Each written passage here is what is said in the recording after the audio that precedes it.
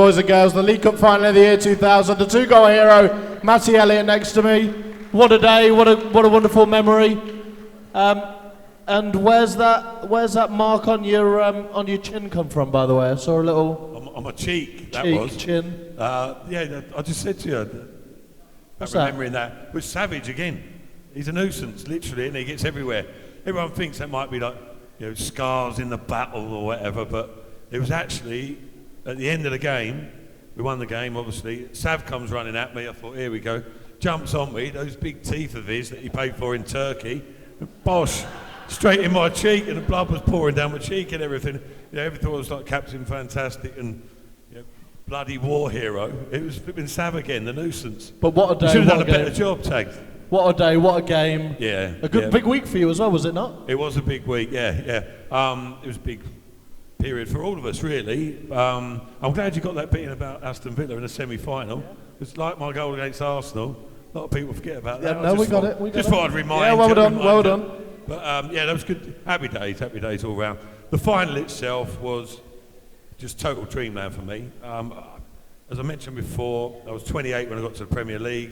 It was all fairy tale stuff for me, playing in the Premier League. Never mind getting to cup finals. We ballsed it up the year before against Tottenham, when the likes of Ginola, Ferdinand, Campbell played Tottenham the year before. We thought we should have won there. We didn't, so we tried to make amends for it, basically. Obviously, the lads had won in '97, which we've seen. But that day, without going on about it too much, was Fantasyland for me. I scored both goals, okay? I scored the first, was slightly at fault, me and Gerry, little lack of communication, although he blames me more than I blame him, rightly so. Well, I think the goal comes from your side, Matt, to be honest with you, mate. Yeah, my man. Okay, all right, hands up. Tim Flowers at near post could have done better. So I thought maybe I need to get down the other end and sort things out. So it worked like a dream. We win the game. But the things that stick out in my mind on that day, many things, but so I end up lifting the trophy at Wembley. What an honour. Got man of the match trophy, Alan Hardacre, got the medal, nicked a hat off one of the supporters, did the lap of honour, etc. And in the build-up to that game, my youngest son, I don't know if you remember Martin, who's actually here tonight, over there, Alfred, how you doing, son? With his brother Charlie. He was due to be born on that actual day of the final. So I had a bit of a dilemma, not so much as modern day footballers, but I remember Alfie's mum saying to me, right, so the son's going to be born. He's due on the day of the final. Obviously, you're not going to go to the final, are you? And I was like, well, we'll just see how things go. We'll see how it goes. And I'm thinking, how do I get out of this one without causing a bit of a conflab? Martin said to me, I hear that your son's due to be born on that day. He says, what's your opinion on it? What's your stance on it? I said, listen, Martin, I've got other children. I haven't got other cup finals. I'm coming, don't worry. Thankfully, that was the case. I did. Got there, played the final. The rest of it followed. But then my biggest memory from it is being in the players' lounge afterwards. And a couple of my kids had been in there, so I didn't have a ticket for them. So my mum and dad were there, they had to pretend they were Ian Marshall's mum and dad and put on a Scouse accent, right? As they got in the players' changing room, which my dad wasn't best pleased about, but all the giggle. Anyway, so I'm standing there in the players' lounge. Afterwards, big moment, to sort of reflect. My dad was a massive influence on me. Sadly, no longer with us, nor was my mum. But I'm standing there, I've got this hat still, I've got a bottle of champagne, I've got the trophy, I've got the man of the match, I've got my medal all round. And this journalist says to me, he says, listen, how about having a photo together? Is that your mother and father? I was like, yeah, that'd be great, lovely. Standing there, in the middle, got my arm around mum and dad, looks over, and my dad's like got a bit of a tear in his eye, and he's got a happy tear. I was like, you all right, Dad? He's like, yeah. He said, I can't believe it. I was like, yeah, I know, it's amazing, isn't it? What can happen in life?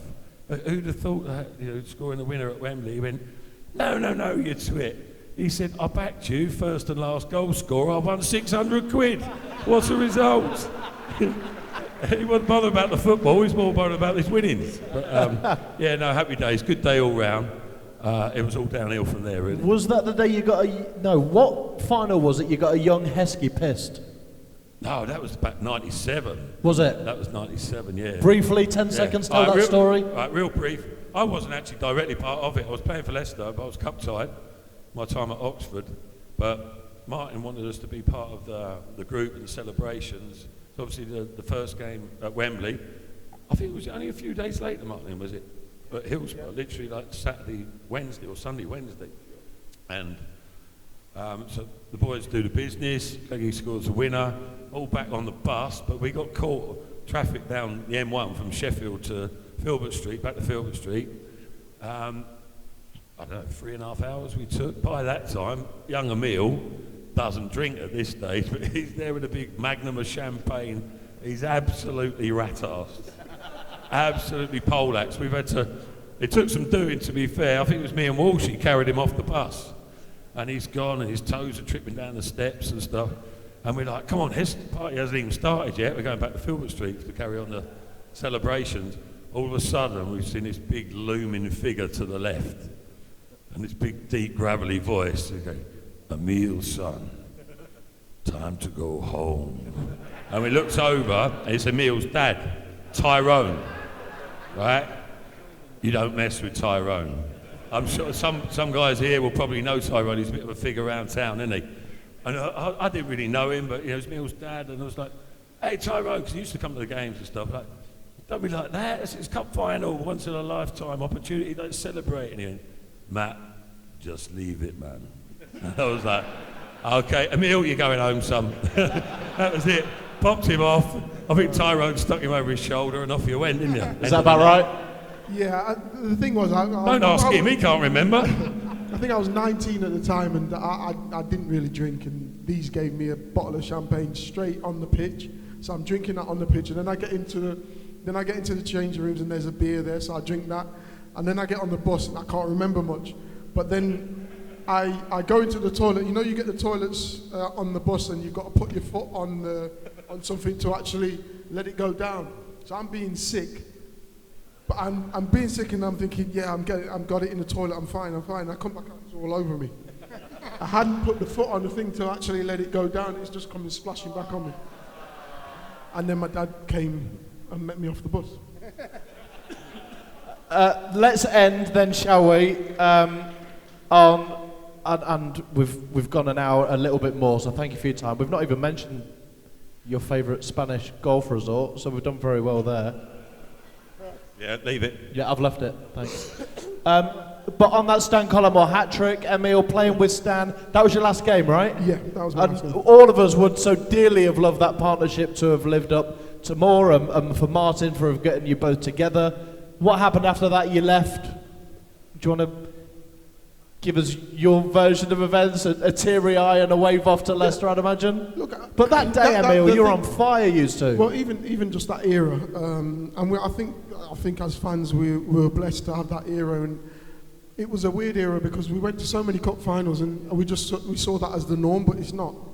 I've gone through. Obviously, I went to Liverpool, but I went to other clubs, and we didn't go to cup finals like this group of players did.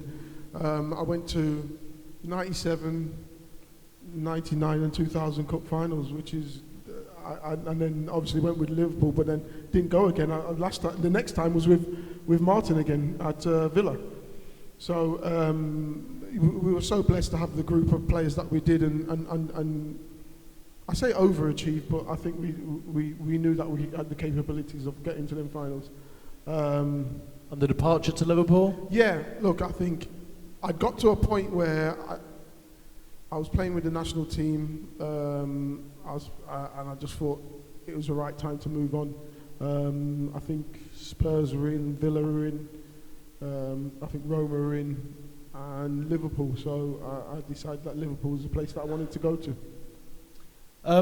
Martin, I wonder whether you can kindly wrap up for us and just reflect on your time, your era. I know that the 94 final with Walsh was a little before that, but generally speaking, the audience here tonight and the lads here tonight, it very much was the Martin O'Neill era of Leicester City. Your reflections on that time, and I guess a message to these hundreds of fans here that have reflected in their thousands in the city. Well, first of all, can I say on behalf of the lads here, thank you very much for turning up. Seriously, thank you very much indeed.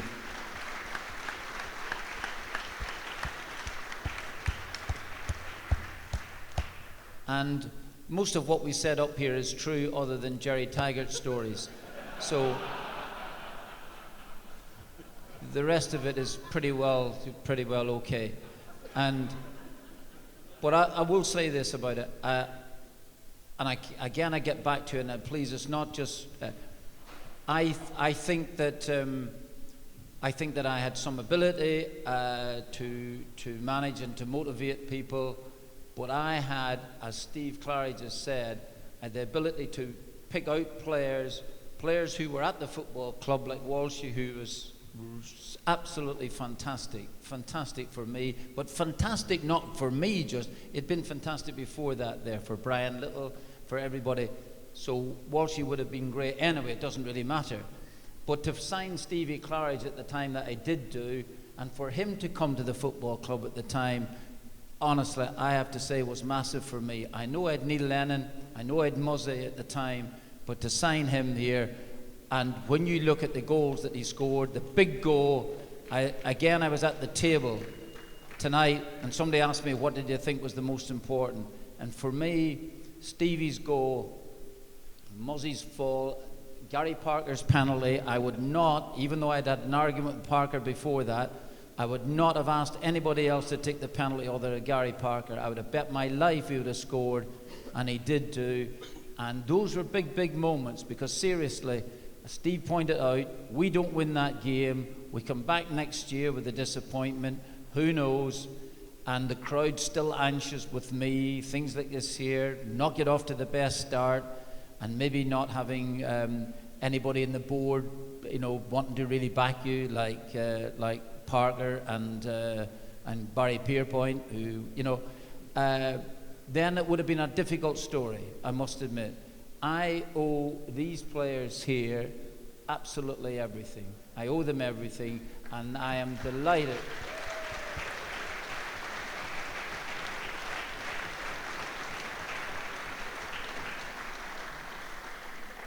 And for signing Mattioli at the time that I did, as I said, of Muzzy, Heskey was just fantastic. It would have been fantastic anyway, so it didn't really matter.